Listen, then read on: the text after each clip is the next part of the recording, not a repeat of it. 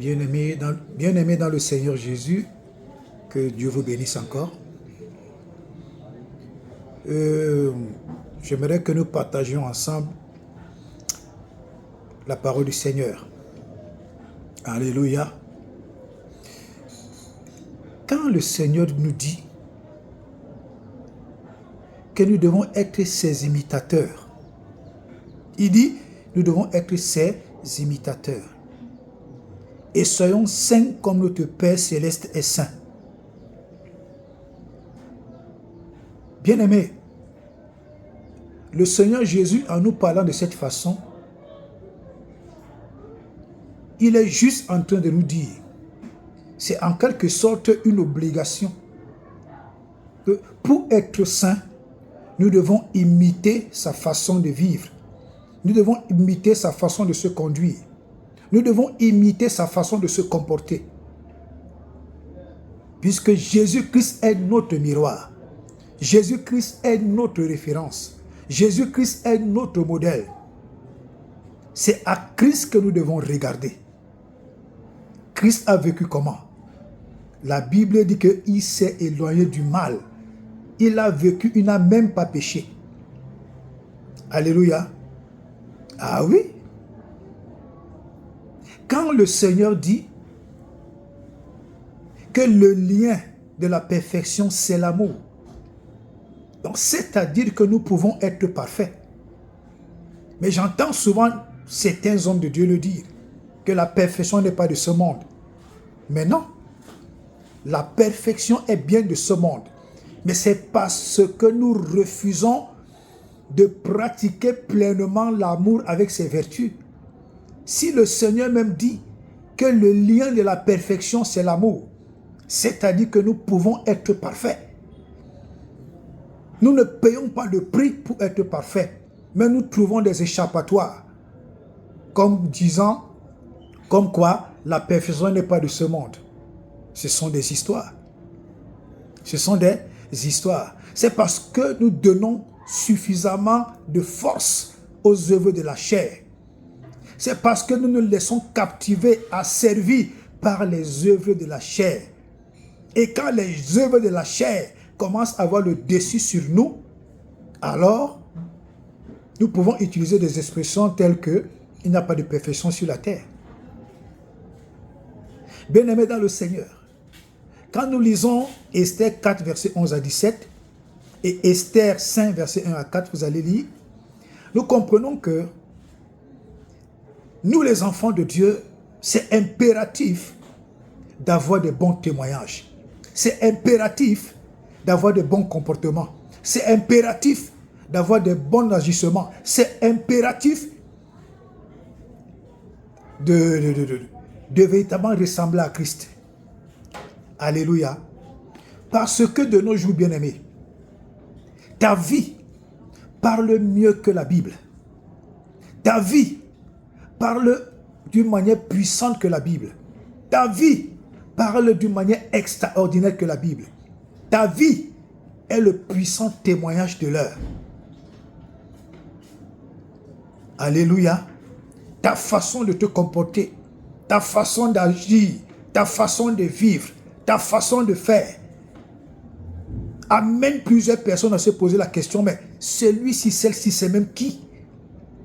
Tu reflètes le caractère de Dieu, tu reflètes le caractère de Christ, tu reflètes le caractère du Saint-Esprit. Et ça amène des multitudes à s'interroger, mais celui-ci qui est-ce? Celle-ci qui est-ce? Alléluia. Le témoignage de ta vie parle mieux que la parole de Dieu. Parce que la parole de Dieu à laquelle tu t'es soumise, elle a transformé ta vie. Au point où ta vie devient un témoignage à la place de la parole de Dieu. Aujourd'hui, tu peux prêcher à quelqu'un, tu vas tout lui dire. Mais il va te traiter de malhonnête. Mais c'est ta façon de vivre qui va le convaincre. Et là, il comprendra que, mais attendez, il y a quelque chose d'extraordinaire dans la vie de cette personne. Alléluia. Alléluia. Ta vie doit témoigner de ton identité chrétienne. Ta vie doit témoigner de ton identité chrétienne, de ton identité en tant qu'enfant du royaume, de ton identité en tant que fils du Tout-Puissant. Ta vie doit témoigner de ton identité. Alléluia. Bien-aimé dans le Seigneur. Même le Seigneur a dit dans sa parole, l'apôtre Paul a déclaré de sa bouche qu'il y a des faux frères, il y a des faux sœurs, il y a des faux hommes de Dieu. Et l'apôtre Paul est parti jusqu'à dire, il ne faut pas marcher avec ce genre de personnes. Tu peux lui dire bonjour, tu peux lui dire bonsoir, vous pouvez causer à l'église, après le culte, mais tu ne dois pas marcher avec ce genre de personnes.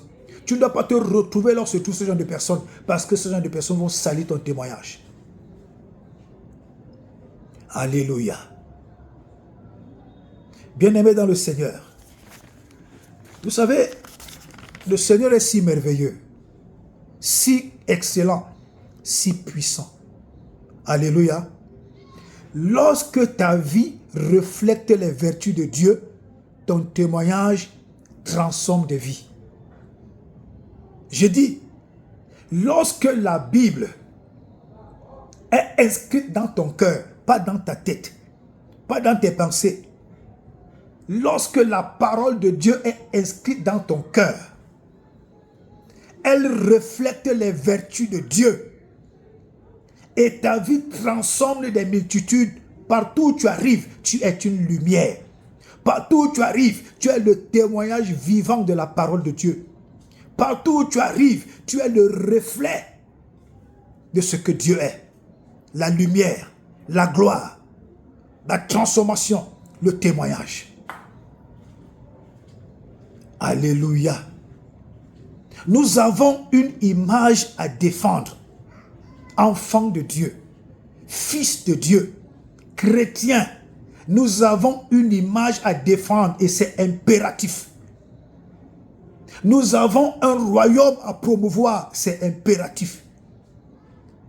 Nous ne devons pas nous trouver dans du n'importe quoi comme les païens.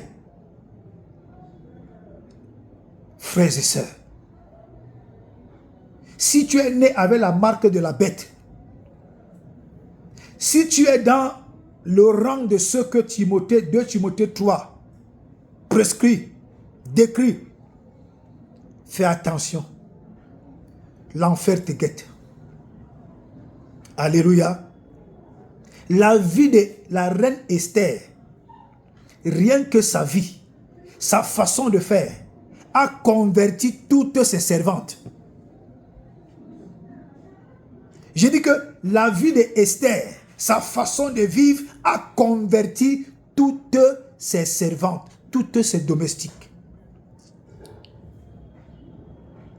La grâce qui coulait sur la vie d'Esther, ce n'était pas parce qu'elle lisait trop la Bible. C'est parce qu'elle s'est laissée mouler par la parole de Dieu. Elle s'est laissée mouler par les conseils, les bons conseils. Elle s'est laissée mouler. Elle est restée obéissante aux principes, aux lois, aux directives de Dieu.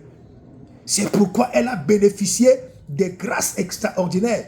Partout où Esther arrivait, partout où Esther foulait la plante de ses pieds, Esther bénéficiait des grâces particulières. Alléluia. Alléluia. Bien-aimé dans le Seigneur Jésus. Vous savez, tout leader, tout conducteur d'une église, tout pasteur, tout serviteur de Dieu, tout homme d'église doit être un modèle. Ce n'est pas une option, c'est une obligation. Il doit être un modèle. Alléluia. Tout serviteur de Dieu, tout leader doit être un modèle. J'entends souvent des chrétiennes et des chrétiens essayer de donner raison à certains hommes de Dieu, en parenthèse, qui se retrouvent dans des faux trucs, dans des sales trucs. Toujours en train de se retrouver sous les jupons des femmes.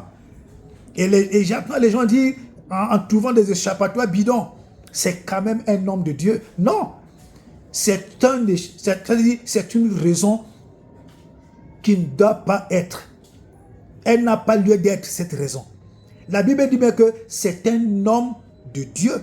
Donc un homme qui doit se laisser influencer par la vie, par la nature, par les caractères de Dieu. Ce n'est pas que c'est sa vie qui va essayer de changer Dieu en faisant des mauvaises choses et en trouvant des échappatoires. Non, c'est un homme de Dieu qui doit se laisser influencer, impacter par la nature de Dieu, par le caractère de Dieu. Ok, inversons. Homme de Dieu. Maintenant, inversons. Dieu, homme. Ça veut dire que c'est un Dieu fait homme. Il n'y a pas de raison à trouver pour un pasteur qui fout la merde, qui fout du bordel, qui se retrouve toujours dans les jupons des femmes, qui se retrouve dans l'escroquerie, qui se retrouve dans le vol, qui se retrouve dans le mensonge. Il n'y a aucune raison à donner à cela. Il doit se repentir, il doit abandonner. S'il est encore faible, je dis bien si sa chair le commande encore, si sa chair lui dicte la pourriture, qu'il laisse d'abord la Bible, qu'il laisse l'église, qu'il prenne un temps de prière. Alléluia. Alléluia.